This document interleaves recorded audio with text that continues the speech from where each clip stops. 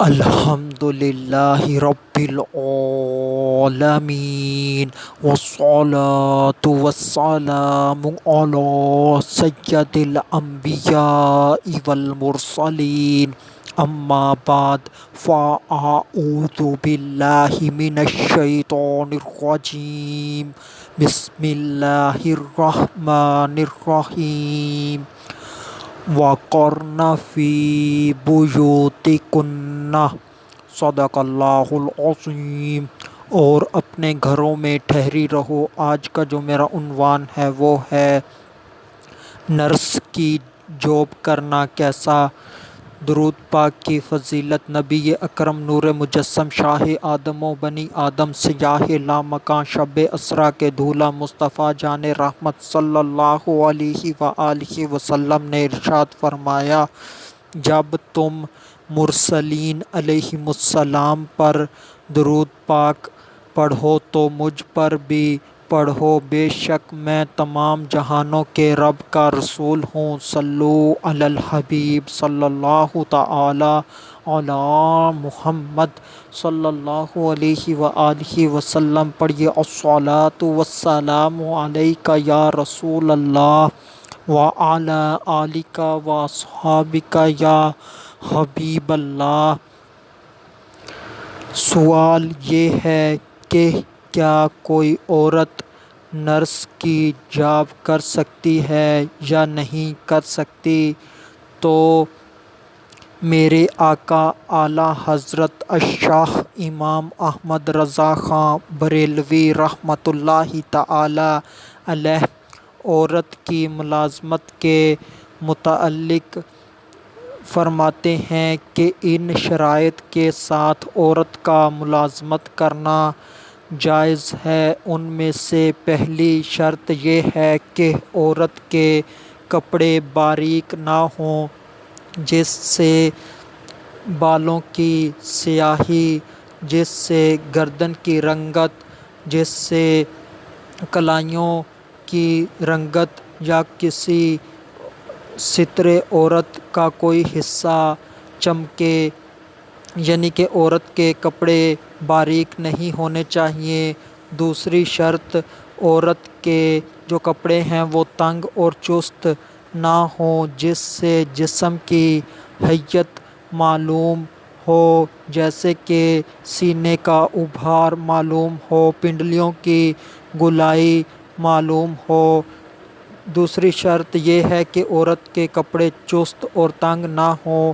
تیسری شرط یہ ہے کہ عورت کے بال، عورت کی گردن، عورت کے پیٹ، عورت کی کلائیاں، عورت کے پنڈلیوں کا کوئی حصہ ظاہر نہ ہو، یعنی کہ ننگا نہ ہو۔ اور چوتھی شرط یہ ہے کہ لمحہ بھر کے لیے بھی اس کی کسی نامحرم کے ساتھ تنہائی نہ ہوتی ہو۔ اور پانچویں شرط یہ ہے کہ اس عورت کے وہاں پر رہنے، اس عورت کے وہاں سے آنے اور جانے میں کسی قسم کا فتنہ نہ ہو، اور نہ ہی آنے والے وقت میں اس کا کوئی ڈر ہو۔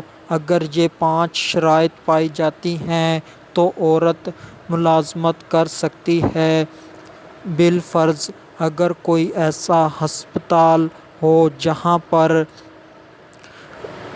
پردے کا اہتمام ہو، جہاں پر لیڈی نرس کسی مرد کو انجیکشن نہ لگاتی ہو، کسی مرد کا ٹیسٹ نہ کرتی ہو، کسی مرد کی بلڈ پریشر وغیرہ، شوگر وغیرہ چیک نہ کرتی ہو، اور لمحہ بھر کے لیے بھی تنہائی نہ ہوتی ہو، اور اس کے علاوہ کوئی مانع شرعی حکم بھی نہ ہو، عورت کے جو کپڑے ہیں وہ بھی موٹے ہوں، ڈھیلے ڈھالے ہوں، سارا جسم چھپا ہوا ہو، تو ان صورتوں میں وہ جو عورت ہے وہ نرس کی نوکری کر سکتی ہے۔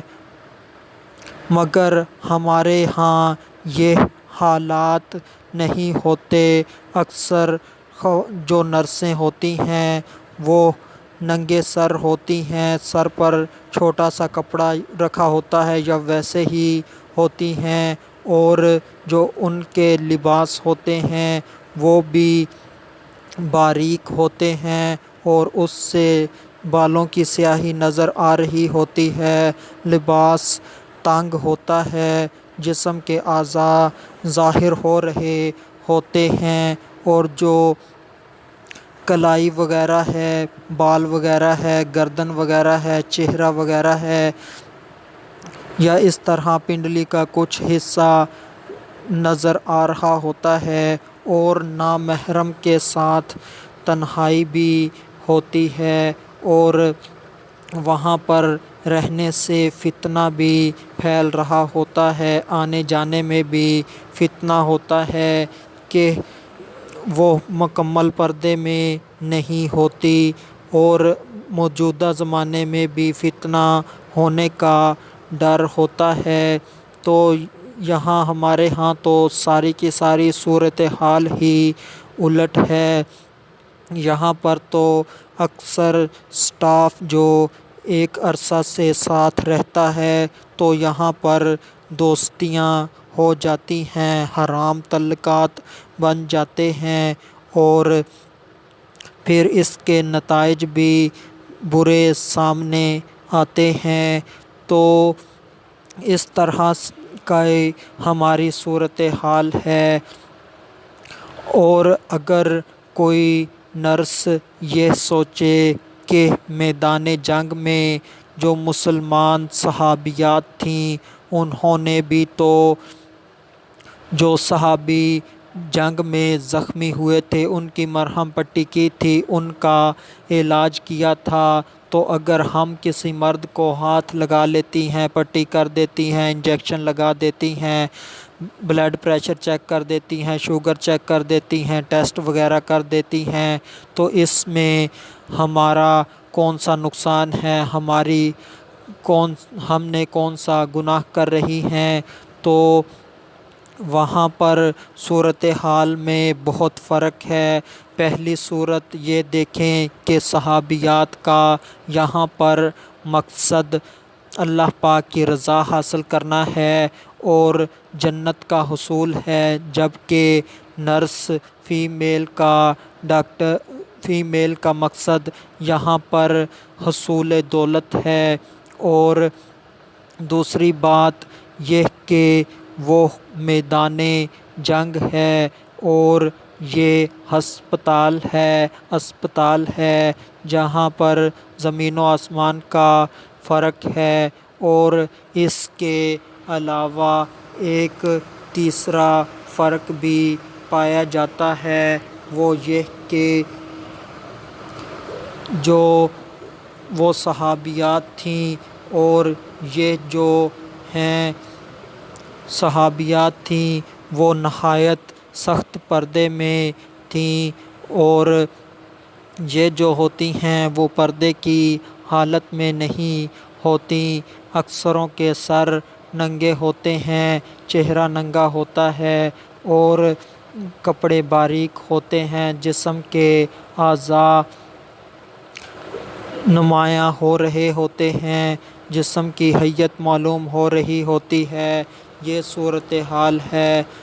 اگر آج بھی جہاد فرض ہو جائے تو والدین اگر اپنے بالغ مردوں کو روکیں تو وہ نہیں روک سکتے، تو ان بالغ مردوں کے اوپر لازم ہے کہ وہ جہاد میں شرکت اختیار کریں۔ اور اسی طرح جو شوہروں والیاں ہیں یعنی کہ جو بیویاں ہیں، اگر ان کے شوہر روکیں بھی تب بھی وہ جو جہاد میں گئے ہوئے مرد ہیں ان کی علاج معالجے کے لیے، ان کی مرہم پٹی کے لیے وہ جائیں گی، جیسے کہ صحابیات نے جب صحابہ کرام جنگ میں زخمی ہوئے تو ان کا علاج معالجہ کیا۔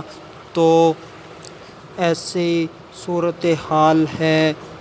اگر کوئی عورت 5 شرائط جو کہ بیان ہوئی وہ پوری کرتی ہے تو وہ نرس کی جاب کر سکتی ہے۔ اگر ان میں سے کوئی ایک بھی شرط نہیں پائی جاتی تو وہ نرس کی جاب نہیں کر سکتی۔ نرس کی نوکری تو ان تمام باتوں کا خیال رکھنا ہوگا۔ اگر ان کی رعایت ہوتی ہو تو نرس کی نوکری جائز ہے، یعنی کہ 5 شرطیں پوری ہوتی ہوں تو جائز ہے۔ فی زمانہ نرس کے لیے ان قیودات کا نبھانا بے حد دشوار نظر آتا ہے۔